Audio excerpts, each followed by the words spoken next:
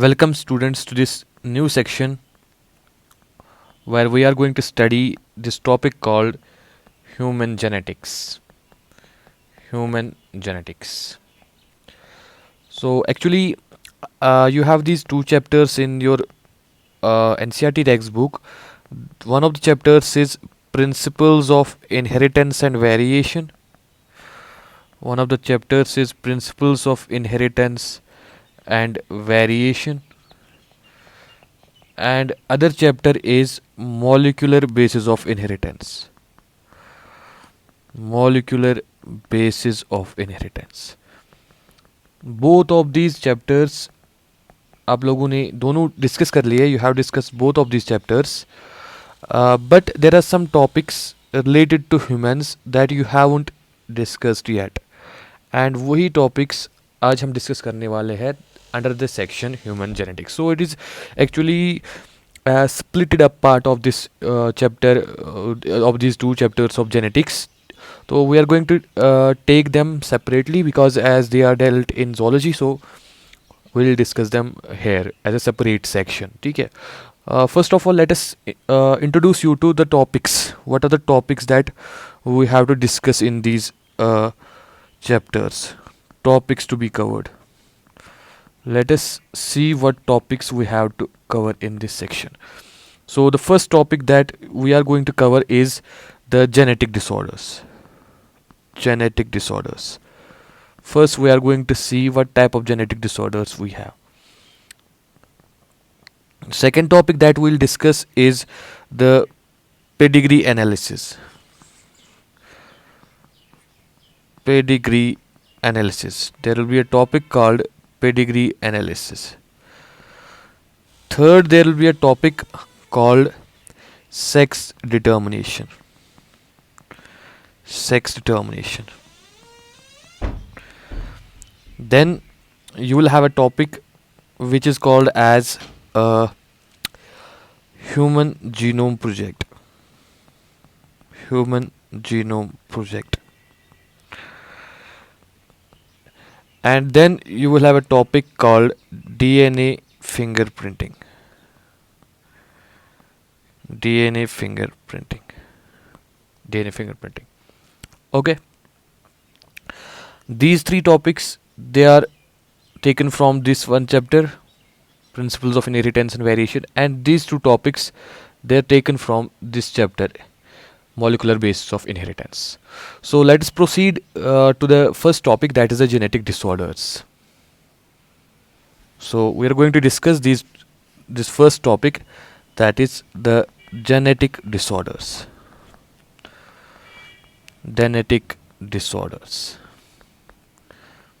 Genetic disorders. So genetic disorders, these are those disorders which have their existence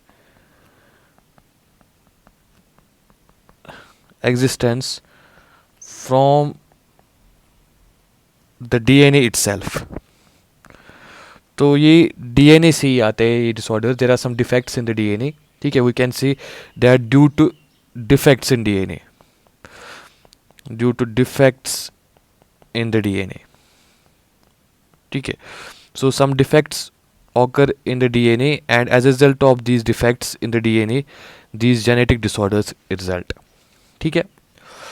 और you must remember कि इनको you should not confuse these genetic disorders with congenital disorders. ठीक है.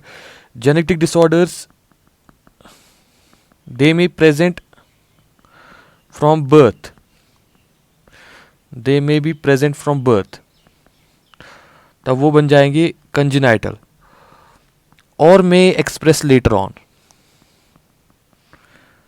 या ये later on life में भी express हो सकता है. तो ये इन पे ये कोई बार नहीं है कि ज़रूरी बर्थ से ही प्रेजेंट हो. ठीक है, तो बर्थ पे डिफेक्ट पहले से ही प्रेजेंट होगा, बर्थ से ही प्रेजेंट होगा डीएनए में, लेकिन वो डिफेक्ट फिर एक्सप्रेस हो सकता है, वो अपने इफेक्ट्स दिखा सकता है, बर्थ से भी दिखा सकता है तब वो कंजेनाइटल बन जाएगा, या बर्थ के बाद भी इफेक्ट अपना दिखा सकता है. ठीक है, तो ये चीज़ आपको ध्यान रखनी है. ठीक है, तो अभी हमें different types of genetic disorders पढ़ने हैं. ठीक है, लेकिन उससे पहले हम ये different types of genetic disorders पढ़े, हम इन जेनेटिक डिसऑर्डर्स को पहले क्लासीफाई करेंगे, ये जेनेटिक डिसऑर्डर्स क्या होता है. ठीक है, तो सबसे पहले आपको याद रखना है, मैं आपको अपने जीनोम के बारे में, अबाउट ह्यूमन जीनोम, कुछ important points about human genome मैं आपको रिवाइज कराऊंगा, ठीक है। Important points about human genome,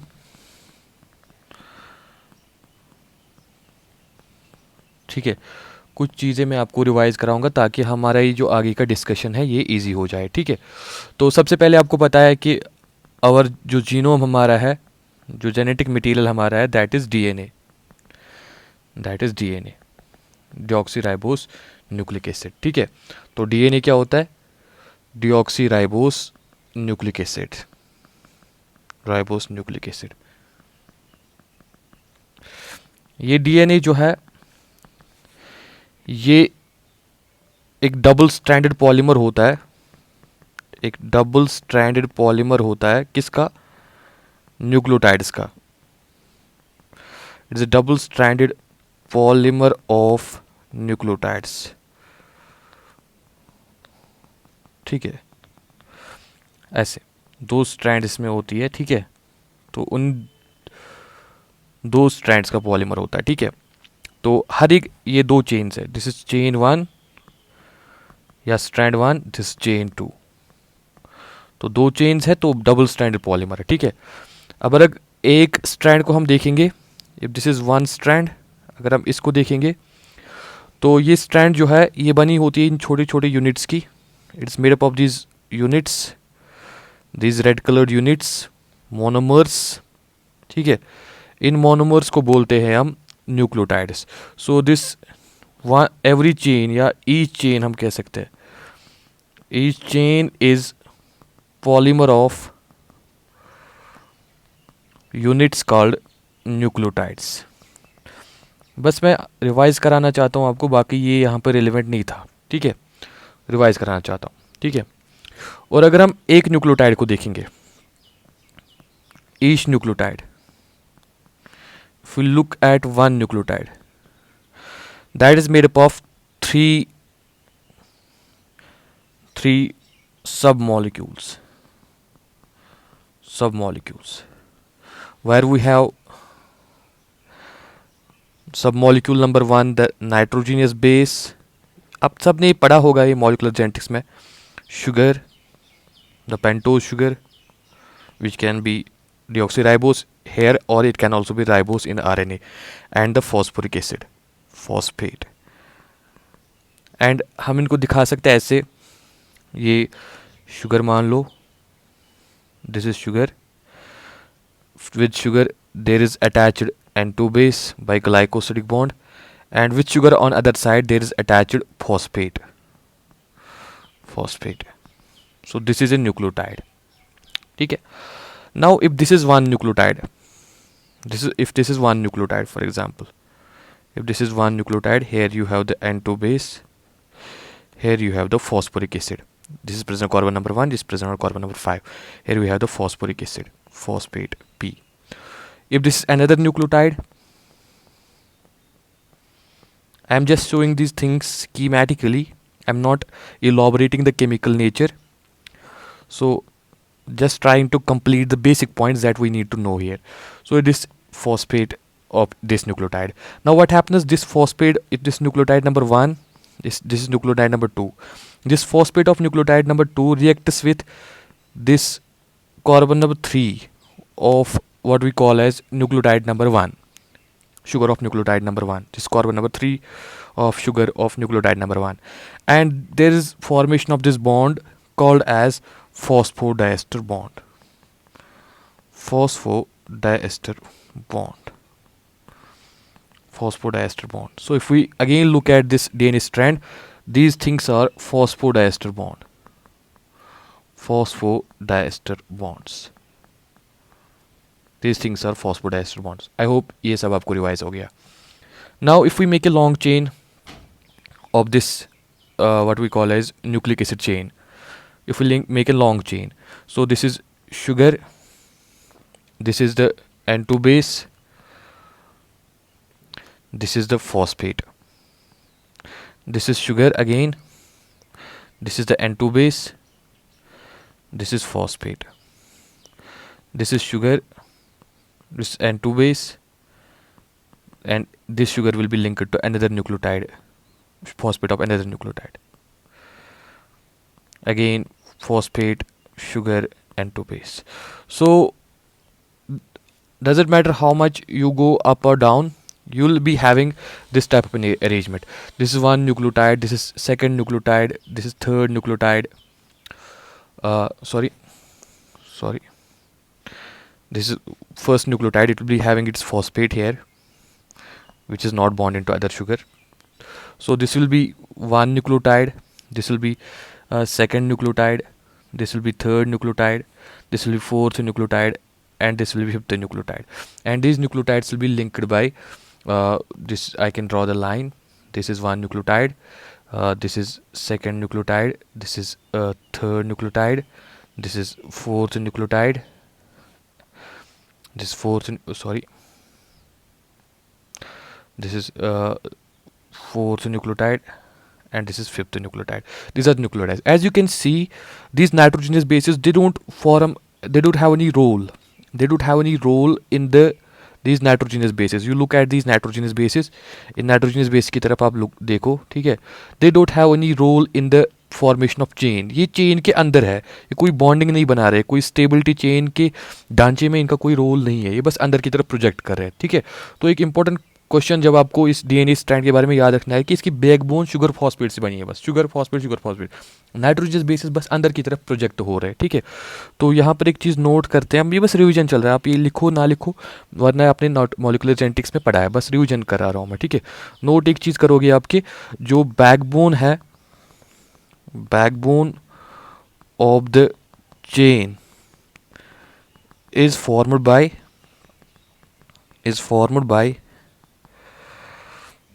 sugar phosphate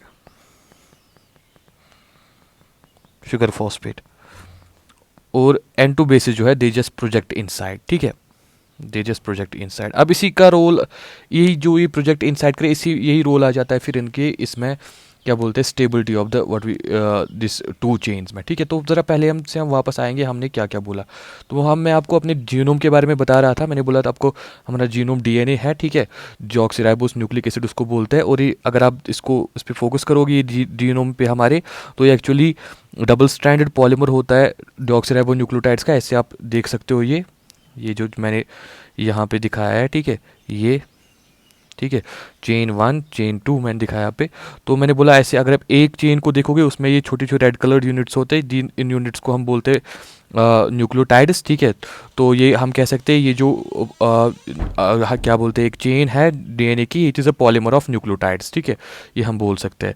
फिर मैंने बोला कि आपको कि अगर ये जो दो न्यूक्लियोटाइड्स है, ये दोनों फॉस्फोडाइस्टर बॉन्ड से लिंक्ड होता है, क्योंकि अगर आप ऐसे देखो यहाँ पर मैंने दिखाया फॉस्फोडाइस्टर बॉन्ड कैसे बनता है. उससे पहले मैंने बोला था न्यूक्लियोटाइड जो है इसमें 3 सब मॉलिक्यूल्स होते हैं, N2 बेस, शुगर और फॉस्फेट. ये सब आपने पढ़ा हुआ है. तो ऐसे हम दिखा सकते हैं इसको, शुगर बीच में होता है, यहाँ से एक साइड से कार्बन नंबर 1 पे N2 बेस होता है, दूसरी साइड से कार्बन नंबर 5 पे फॉस्फेट होता है. सब डिटेल में आपने पढ़ चुका है, ठीक है? पढ़ चुके हैं आप. तो ऐसे ये एक न्यूक्लियोटाइड होता है, ये दूसरा न्यूक्लियोटाइड होता है. तो ये जो न्यूक्लियोटाइड नंबर 2 है, इसका फॉस्फेट इस न्यूक्लियोटाइड नंबर 1 के कार्बन नंबर 3 पे अटैक करता है, वो फॉस्फोडाइस्टर बॉन्ड बना देता है, ठीक है? और बाद में ऐसी जब बड़ी लंबी चेन बनेगी, हम ऑब्जर्व करेंगे कि जो बैकबोन बनती है वो शुगर फॉस्फेट से बनती है. नाइट्रोजनस बेसिस बस अंदर की तरफ प्रोजेक्ट कर रहे हैं, ठीक है? अब ज़रा इस चेन को फिर से देखेंगे, इस डीएनए चेन को, ठीक है? अब ये जो चेन्स एक दूसरे से जुड़ी होती है ना, ये इसके नाइट्रोजन बेसिस है जो प्रोजेक्ट करें, ये इसके नाइट्रोजन बेसिस है जो प्रोजेक्ट करें इनसाइड. इसके नाइट्रोजन बेसिस में ग्रीन कलर से दिखाऊंगा, ठीक है?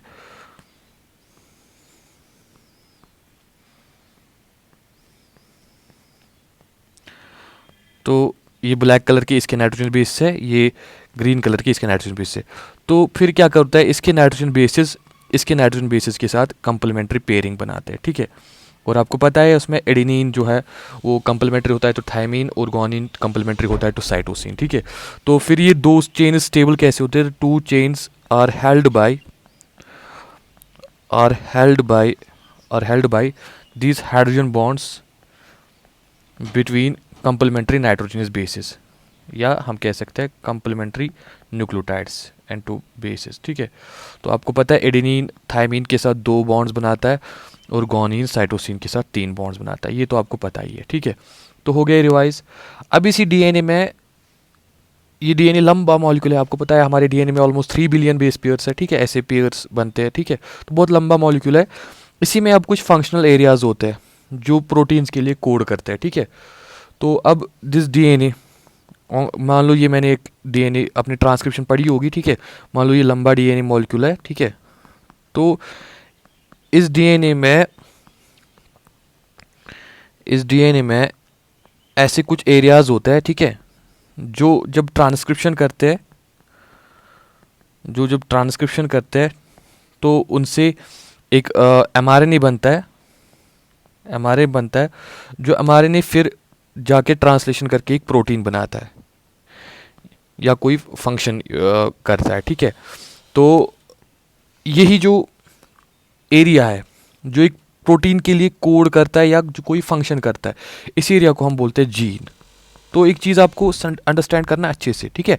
अब ये सिंपल, थोड़ा सा मैं सिंपल डेफिनेशन दे रहा हूँ जीन की, लेकिन जीन कम्प्लेक्स भी होता है, लेकिन सिंपल मैनर में हम जीन को समझ सकते हैं कि एक ऐसा डीएनए का एरिया है जो जब ट्रांसक्रिप्शन करता है तो वो कोई प्रोटीन प्रोड्यूस करता है, जिस प्रोटीन से कोई ना कोई फंक्शन आ जाता है, ठीक है। तो ये आपको समझना है, डीएनए पे कुछ एरियाज है जिनको जो फंक्शन करते हैं, कोई प्रोटीन प्रोड्यूस करते हैं जिससे कोई फंक्शन प्रोड्यूस करते हैं, उसको जीन बोलते हैं, ठीक है। तो ये बस मुझे अंडरस्टैंड कराना था, जीन होते हैं, ठीक है, और जीन्स क्या होता है, ठीक है, और डीएनए क्या होता है। तो मैं थोड़ा सा रिवाइज करा रहा हूँ, जो भी हमें ज़रूरत पड़ेगा इस चैप्टर में वो सारा हम कर रहे हैं, ठीक है। तो we are trying to do those things, ठीक है।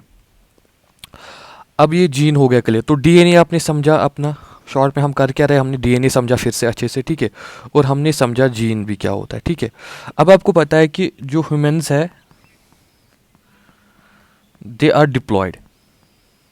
अच्छा, एक उससे पहले हम एक और कंसेप्ट डील करेंगे, मैंने ये चीज़ें बहुत बार आपको रिवाइज कराई है, ठीक है। अब डीएनए जो है, ये डीएनए मान लो, ये डबल स्ट्रैंड डीएनए, ठीक है। तो इसकी ये दो तरह से आपको अवेलेबल हो सकता है, ठीक है। नॉर्मली इंटरफेज में अगर आप इस डीएनए को देखोगे तो ये लूजली कॉइल्ड स्टेट में होता है, ऐसे लूजली कॉइल्ड स्टेट में होता है, ऐसे ये उतना ज़्यादा कॉइल्ड नहीं होता है, ठीक है, लूजली कॉइल्ड स्टेट में होता है। उस स्टेट को बोलते हैं chromatin, that state is called chromatin. लेकिन अगर आप इसी डीएनए को आप मेटाफेज में देखोगे, माइटोसिस के मेटाफेज में, ठीक है, तो ये बहुत ही ज़्यादा कंडेंस हो जाता है, ठीक है, और ऐसी शेप ले लेता है, एक्स शेप ले लेता है, ठीक है। तब हम इसको बोलते हैं क्रोमोसोम। तो ये चीज़ भी आपको समझ आनी चाहिए कि क्रोमैटिन और क्रोमोसोम में क्या फ़र्क है। क्रोमैटिन डीएनए का लूजली कॉइल्ड स्टेट है इन द इंटरफेज, ठीक है, और क्रोमोसोम इसका टाइटली कॉइल्ड स्टेट है इन मेटाफेज, ठीक है। तो ये समझ लिया आपने, ठीक है। तो डीएनए समझ लिया, जीन समझ लिया, ठीक है। थर्ड समझ लिया आपने कि क्रोमैटिन क्या होता है, एंड फोर्थ समझ लिया आपने क्रोमोसोम क्या होता है, ठीक है। Chromatin is DNA in interface, loosely coiled DNA in interface, और chromosome is tightly coiled DNA in metaphase, ठीक है। अब एक चीज़ आपको समझना है, ठीक है। अब देखो यहाँ पे आपको एक बात क्लियर रखनी है। देखो ह्यूमंस में जब हम चेक करते हैं, इन ह्यूमंस की जब हम बात करते हैं तो ह्यूमंस में हमें मिलते हैं 46 क्रोमोसोम्स, ठीक है। जब हम ह्यूमंस में चेक करते हैं तो ह्यूमंस में आपके पास होता है 46 chromosome which are actually 23 pairs, ठीक है, जिसमें हर एक क्रोमोसोम का एक ऑलमोस्ट आइडेंटिकल कॉपी होता है, ठीक है, जिसको बोलते हैं हम होमोलॉगस क्रोमोसोम, ठीक है। तो हमें यहाँ पर 46 क्रोमोसोम्स मिलते हैं इन 23 पेयर्स, ठीक है। एंड ये 23 पेयर्स जो है ना, इसमें each chromosome is having a qualitatively identical copy called as homologous chromosome, ठीक है। हर एक के पास, मतलब आप फॉर एग्जांपल क्रोमोसोम 1 है तो इसके 2 कॉपीज होते हैं, ठीक है, 2। तो ये दोनों जो है इनको हम होमोलॉगस क्रोमोसोम्स कहते हैं। इसी तरह क्रोमोसोम नंबर 2 जो है उसके भी 2 होंगे, इसी तरह 3, 4 सो ऑन अप टू 23, ठीक है। अब टोटल में हम गिनते हैं 46 क्रोमोसोम्स इनको, ठीक है। अब ये 46 क्रोमोसोम जो है इनमें से 44 जो है दे आर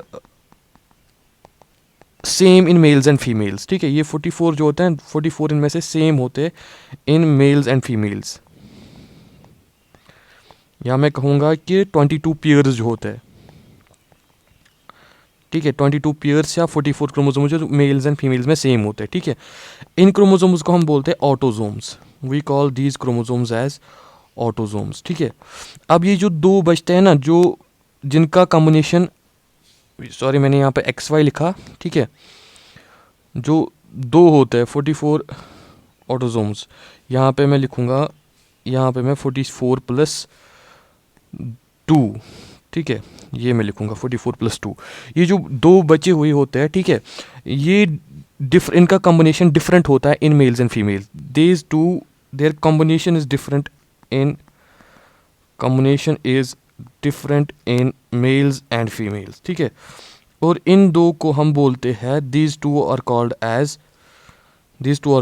एलोजोम्स, इनको हम बोलते हैं एलोजोम्स और सेक्स क्रोमोसोम्स, इन दोनों को हम सेक्स क्रोमोसोम्स बोलते हैं, ठीक है।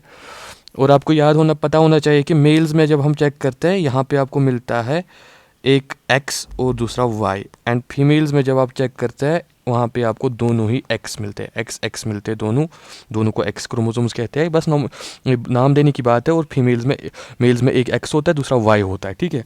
और यही बस एक पेयर है, ये लास्ट वाला पेयर जो है 23rd पेयर जो है, ये इनमें बराबर होमोलॉगी नहीं होती है, ठीक है, ये आइडेंटिकल नहीं होते क्वालिटेटिवली, ठीक है। तो ये चीज़ आपको याद रखना है, ठीक है। तो एक चीज़ आपको नोट करना है, ठीक है। तो अगर आपका क्वेश्चन होगा विच ऑफ द फॉलोइंग